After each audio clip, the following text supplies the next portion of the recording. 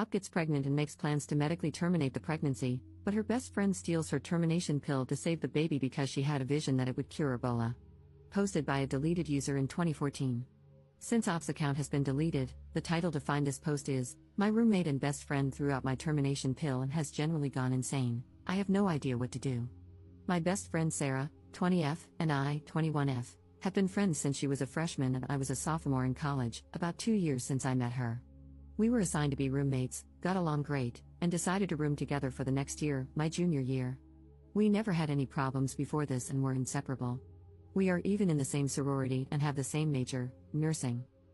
A few weeks ago, I found out I was pregnant by my boyfriend Harold, 22M. We've been dating for a year and a half, and he's a wonderful man. We discussed what to do and decided that termination was the best choice for both of us. I opted for a medical termination, and since Harold couldn't drive me to the clinic because he had a final, Sarah agreed to go with me. Sarah was originally very supportive and held my hand as I took the first pill in the office. She was in the room when the doctor explained that I should take the second pill after 24 hours and that I would need to do it at home. Harold came over after his final to keep me company and spent the night. After a night of cramping and bleeding, I woke up yesterday morning to find that the second pill was missing from its pack. I had placed the pill on my nightstand so that I wouldn't lose it.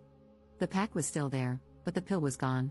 Sarah is the only one with access to my room. We have separate rooms but share everything else. I asked Harold if he had touched the pill, and he said no. Why would he, if he doesn't want this child any more than I do? That left Sarah as the only suspect, so I waited until she woke up to ask her about it. That's when she completely lost it. She started screaming at me, calling me a baby killer, and saying that she hoped I would bleed out from the termination. Then she told me that she had a dream my child would grow up to cure Ebola. I am absolutely serious, and that she threw away my pill to protect my child, along with the extra birth control packs I had gotten from the school nurse to last over the summer. She even took photos and uploaded them to Facebook with the caption, "Op is a baby-killing WHRE who can't keep her legs shut." Luckily, all of her friends and our sorority sisters instantly defended me and told her how crazy she was. Reddit, I'm stuck in the same room as her for all of our summer classes, which will last until July. We are in the same sorority, we'll have to see each other twice a week until I graduate. Is there anything I can do legally? Is what she posted online illegal? She is a nursing major in clinicals? I'm so effing confused. Edit. I've already gotten another pill. Edit 2. The sorority just texted me. The last meeting of the year will address Sarah's violation of the sorority's code of conduct. Apparently, this is not the first time it has happened. A majority vote will decide whether she's kicked out or not. Relevant comments. Commenter. Why haven't you reported her to the nursing board yet? Don't think about it, just do it. What if you were her patient? Op's response. I'd probably punch her in the face if I were her patient. The only reason I'm hesitant to report it to the nursing board is that I'm also a nursing student, and there might be significant backlash. Her actions have proven that she is incapable of keeping medical information private and unfit to be a nurse, so I might send it to the state board so that when she applies for her license, she will be denied. Update 2 days later. A lot of people ask me to update what happened, so here it is. The mods originally removed this update due to the 48-hour update rule, but enough people ask me to post this that I will, and then I can finally delete this account. I will try to make this as clear as possible, even though I'm typing it during a work break. Immediately after I posted on Reddit, many of you gave the same advice: report her to the nursing board, residence life, the nursing department at our college, the police, the sorority, and her parents. I decided to report her to all of the above while hiding at the sorority house.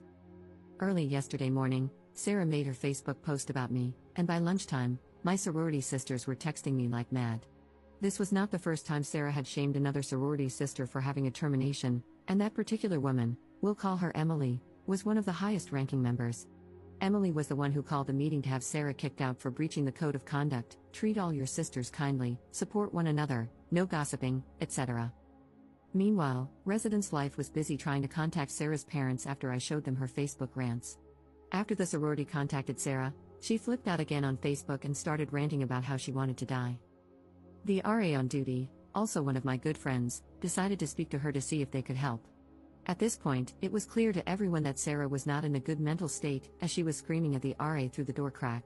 Sarah refused to open the door, so the RA escalated the situation, and no one saw Sarah again until the sorority meeting. The sorority meeting. At the meeting, everything seemed okay. Sarah was the last to arrive. She simply took her seat and acted normal.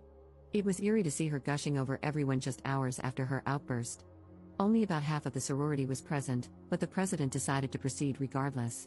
It took just 2 minutes for us to vote unanimously to kick her out. Emily sat next to me the whole time. To put it mildly, Sarah did not take this well. She turned bright red, spit on the ground in front of Emily and me, and ran out of the room screaming. We called campus police on her as she left. After the meeting, Sarah returned to our dorm room.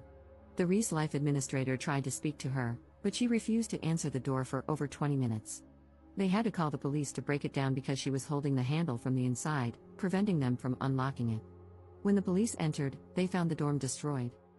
All the furniture had been smashed, or scratched if it was too heavy, the carpets were covered in food from the refrigerator, and she had painted random swear words on the wall in what appeared to be blood, though she had no visible scratches, so who knows where it came from. They found photos of Harold covered in lipstick in her purse, not just kiss marks, but his entire face colored in with lipstick like a crayon. She resisted when the police tried to peacefully convince her to go to the hospital. Sarah was taken in for a psychiatric evaluation and charged. I'm not sure of the exact charges, but I know they included unlawful possession of prescription medication since they found my pills in her purse, with my name on the labels. She is still in the hospital today undergoing evaluation. The hospital. Sarah and I were both interns at the hospital that operates the pregnancy clinic. I reported her to HR for theft, harassment, and privacy violations, along with providing screenshots from Facebook. As of this morning, Sarah did not show up for work, so she was terminated for a no-call, no-show. HR had me in their office for an hour, asking if I wanted to press for a HIPAA investigation. It turns out some of her Facebook rants contained information that could only have been obtained through patient records. I have no idea what specific information it was, as the HR representative discovered it. I agreed, as there was no reason not to have Sarah investigated.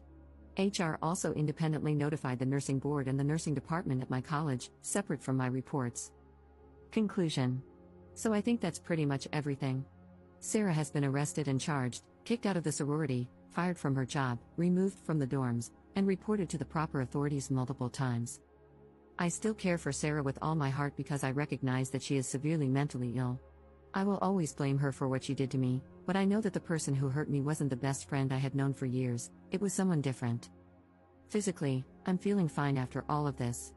Harold and I are considering getting an apartment off campus together. If that doesn't work out, I will stay in the sorority house. Sarah's parents have promised to reimburse me for the abortion costs, $400, because they know I did nothing wrong. I'm grateful for their support. Edit. A lot of you think that I was too extreme, but there was nothing I could have done to make her get help. I miss my best friend more than any of you critics could ever realize.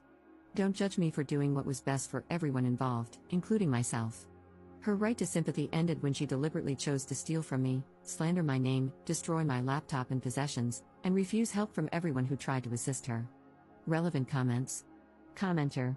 I have a son who descended into mental illness at around the same age, and what you did for your friend was really what she needed.